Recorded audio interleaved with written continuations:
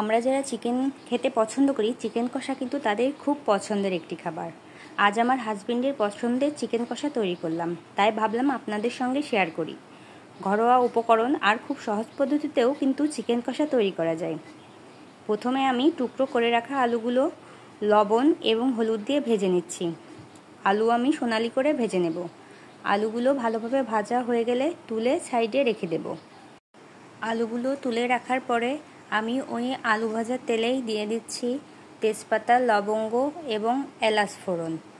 আর ফোড়নগুলো আমি 1 থেকে 2 মিনিট মতো ভেজে নিচ্ছি। ফোড়ন থেকে যখন সুন্দর একটা গন্ধ বের হবে তখন আমি দিয়ে দিচ্ছি রসুন বাটা। রসুন বাটা কিছুক্ষণ কষিয়ে নেব এবং রসুন থেকে যখন কাঁচা গন্ধ চলে যাবে তখন আমি দিয়ে দিব পেঁয়াজ বাটা, আদা বাটা, জিরা বাটা এবং এই মশলাগুলো কিছুক্ষণ কষিয়ে নিয়ে দিয়ে দেব বেটে রাখা মরিচ। অর্থাৎ মাংস রান্না করতে আমরা সাধারণত যে মশলাগুলো ব্যবহার করে থাকি, আর এই মশলাগুলো সবার বাড়িতেই কিন্তু কম বেশি থাকে। মশলা কিছুক্ষণ কষিয়ে দিয়ে দিলাম চিনি, আর এই চিনি কিন্তু খাবারের রং ধরে রাখতে সাহায্য করে। তারপর দিয়ে দিলাম লবণ এবং হলুদ। আবারও কিছুক্ষণ নাড়াচাড়া করে দিয়ে দিলাম ম্যারিনেট করে রাখা চিকেনটা আমি আগে থেকেই ভালোভাবে ধুয়ে পরিষ্কার করে টক দই এবং লবণ দিয়ে ম্যারিনেট করে রেখেছিলাম। খুব ভালোভাবে মনের মতো করে চিকেন কষিয়ে নিতে হবে, কারণ কষানোর উপর যে কোনো খাবারের স্বাদ নির্ভর করে। এবারে আমি দিয়ে দিচ্ছি পরিমাণ মতো টমেটো সস। এই টমেটো সস কিন্তু চিকেনের টেস্ট অনেক গুণ বাড়িয়ে তোলে। ভেজে রাখা আলুগুলোও দিয়ে দিলাম, কারণ এই মশলার সঙ্গে আলুটা কিছুক্ষণ কষিয়ে নিলে এই মাংসের আলু খেতে অনেক বেশি টেস্টি হয়।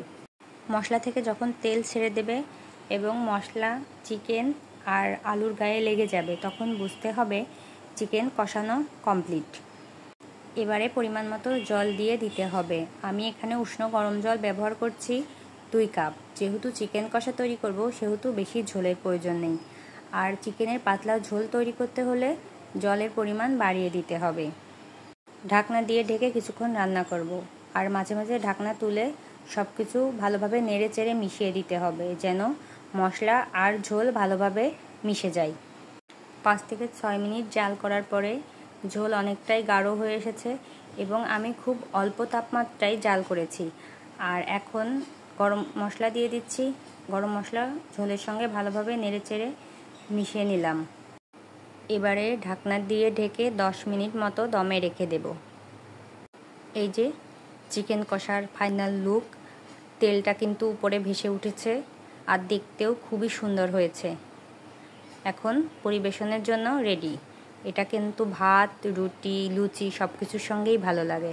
তাহলে ভিডিওটি এখানেই শেষ করছি।